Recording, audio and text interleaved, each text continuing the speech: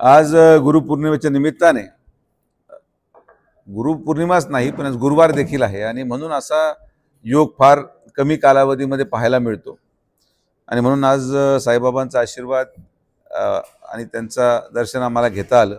मी स्वतःला भाग्यशाली समजतो की एवढे 30 वर्ष 35 वर्ष बाबांच्या या पावनभूमीमध्ये आमच्या परिवाराला बाबांच्या आशीर्वादाने आणि सर्वसामान्य जनतेच्या कृपेने नेतृत्व करायची संधी मिळाली आणि म्हणून अशी अविरत सेवा बाबांच्या चरणी आम्ही जोपर्यंत बाबांचा आशीर्वाद असेल तोपर्यंत करत राहू. या गुरुपौर्णिमेच्या निमित्ताने सर्वच आलेल्या साई भक्तांना, जे महाराष्ट्रातून आलेत, देशातून आलेत, सगळ्यांनाच मी आमच्या विखे पाटील परिवाराच्या वतीने शुभेच्छा देतो आणि त्यांचं आयुष्य अतिशय आनंदमयी आणि आरोग्यदायी व्हावं एवढीच मी बाबांचरणी प्रार्थना करतो. नाही, डॉक्टर तर यशस्वी खासदार म्हणता येणार नाही, कारण की मी माझी झालो नसतो जर यशस्वी असतो तर.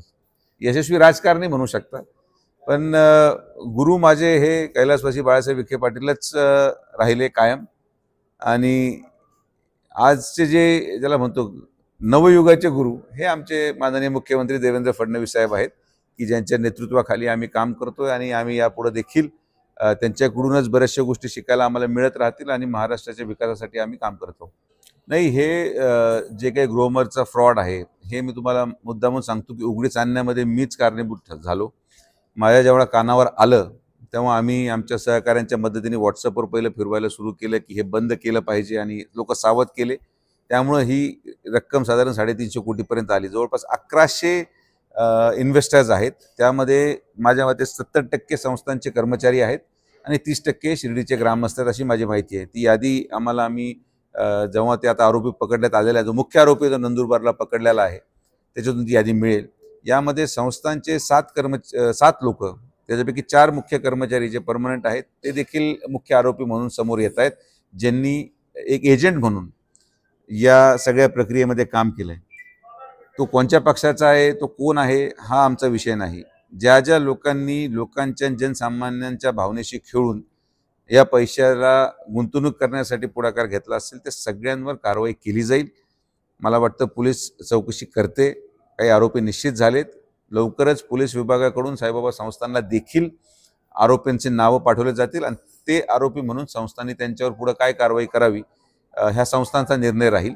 पण मी परत सांगेन की यामध्ये जे नावं मी पाहिले, माझ्याकडे काही तुर्तास व्हॉट्सअपवर काही नावं फिरतायत की मी पाहिलं, तर त्याच्यापैकी बरेचसे लोक माझ्या संपर्कातले आहेत. काही लोक माझे कार्यकर्ते म्हणून पण काम करतात, काही लोक माझ्या नगरसेवकाचे कार्यकर्ते म्हणून काम करतात आणि म्हणून भविष्य कालावधीमध्ये हा आरोप प्रत्यारोप होऊ नये म्हणून मी स्पष्ट सांगतो की जो कोणी याच्यामध्ये सहभागी होता, जो कोणी संस्थांचा कर्मचारी सहभागी होता, त्याच्यावर संस्थान कारवाई करेल.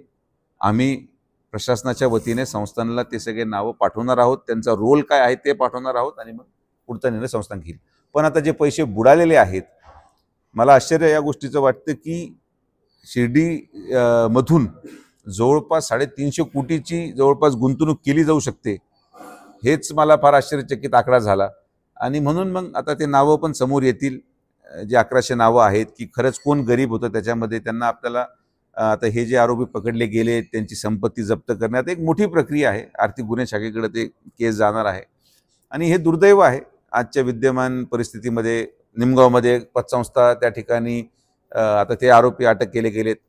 कदाचित काही लोक माझ्या जवळचे पण असतील, पण आपण कारवाई करायला थांबवलं नाही, कारण की गरिबांचे पैसे हे त्यांना मिळाले पाहिजे. ही भूमिका माननीय नामदार राधाकृष्ण विखे पाटील साहेबांची आहे आणि त्या भूमिकेशी आम्ही शेवटपर्यंत थांबणार आहोत. तुमचं म्हणणं एकदम बरोबर आहे. सत्य परिस्थिती जर ऐकायची असेल तर हे पैसे मिळणं अत्यंत कठीण आहे.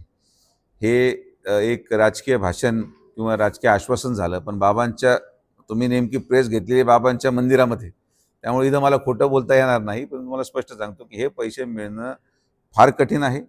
याला प्रदीर्घ काळ लागू शकतो, प्रदीर्घ संघर्ष होईल आणि इथं लगेच काही तोडगा निघेल असं मला वाटत नाही.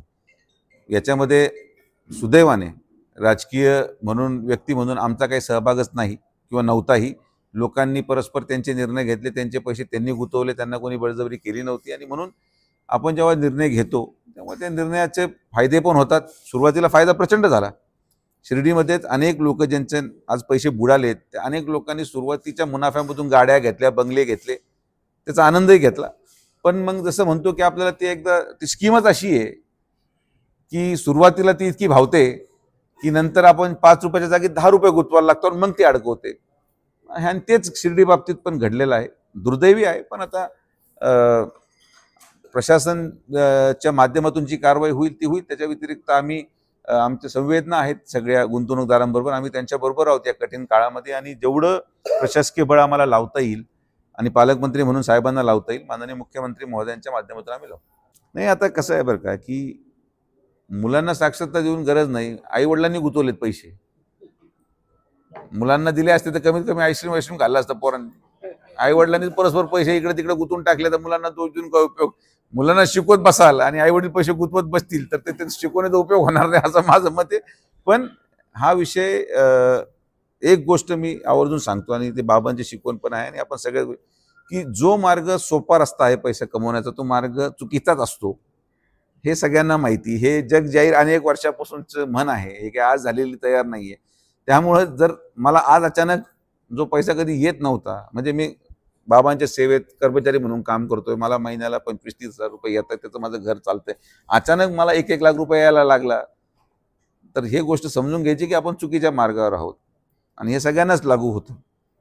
तर चुकीच्या मार्गाने आपण जर गेलो तर दुर्दैवाने त्याचे परिणाम पण वाईट होतात. तर आज काय प्रशिक्षण तुमचं म्हणणं असेल तर आपण गाडेकर साहेबांना विनंती करून त्या साईबाबा संस्थांच्या शाळेमध्ये गुंतवणुकीचं प्रशिक्षण त्यांना देऊ, आणि पाहू भविष्यामध्ये काय ते गुंतवणूक करतील तर ठरवू आपण तसं. नाही, आता मी ते म्हटलो ना की दुर्दैवी बाब आहे, मी त्यांच्या माझ्या संवेदना असू शकतात, त्याच्या पलीकडं मी आज, आणि हा महत्त्वाचा मुद्दा मांडला की हे सगळे जबाबाला बोलवले जाणार आहेत, आणि याच्यामधून ज्यांनी सावकारी जी करतात शिर्डीमध्ये त्यांना पण अटक केली जाणार आहे. कोणीही सावकार, हा कायदाच गैर आहे, त्या कायद्यामध्येच आपण त्यामध्ये अटक ही नियमावली केलेली, आणि मी पोलीस प्रशासनाला विनंती केली आहे की ज्या ज्या लोकांनी सावकारांकडून पैसे घेतलेले आहेत त्या सावकारांना देखील कारवाई करून त्यांना, सावकारांना देखील आम्ही अटक करायचा निर्णय घेतलेला आहे. तर ते तुम्हाला, मला वाटतं की 1 आठवड्याभरात किंवा 10 दिवसामध्ये आपल्याला कारवाई होताना जलद गतीने दिसेल. आमचा प्रयत्न आहे की कारण की काहीची लिंक फार मोठी आहे. हा फक्त संस्थान आणि नंदुरबारपुरतं मर्यादित नाहीये. यांनी याच्या भरोश्यावर दिलं, त्यांनी त्याच्या भरोश्यावर दिलं, असे 10 लोक आहेत. 10वा माणूस जो आहे तो मुंबईला बसलाय. 10व्या माणसापर्यंत, शिर्डीपर्यंत 10 लोक होते ज्यांनी एकामेकाच्या भरोसा ठेवून त्या 10वा माणूस पैसे गुंतवणूक करून तो झालाय गायब.